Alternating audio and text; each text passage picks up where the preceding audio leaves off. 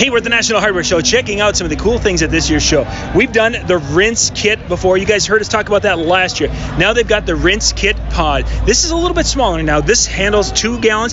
This is 1.5 gallons, but you're going to get complete 1.5 gallons water out of this. Now the way this works is you hook this up to your city water. You hook it up to the spigot, and you're going to be able to fill this up. It's going to fill that 1.5 gallons, and it's going to put the pressure, whatever that pressure is from city, it's going to be going in there. Then once it's all complete, you can pick this up, take it anywhere. It has this little hose, it has this little sprayer, and now I have 1.5 gallons of water to do with whatever I want. I want to spray the kids, I want to spray the dog, I want to spray my wife. I can do it with the RinseKit pod. This is a cool little system. Now there's a couple of new accessories for this, and where do they go? If I run out of water and I still need to spray the kids a little bit more, they've got a little pump, and what I can do is I can actually fill this with water, and I of course don't have the pressure that I would have for my city connection, but I can put the water in there, and then I can use this little pump to pump it up and give it pressure so I can again spray the kids, which is an important thing.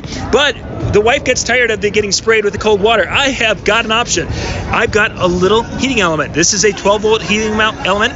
I'll be able to warm that water up a little bit for if you need to take a quick shower, whatever you want to do with it. But there's some accessories for the RinseKit pod. We'll put a link in the description below so you guys can go check this out. But you can go out to RinseKit.com and find out more information about the pod.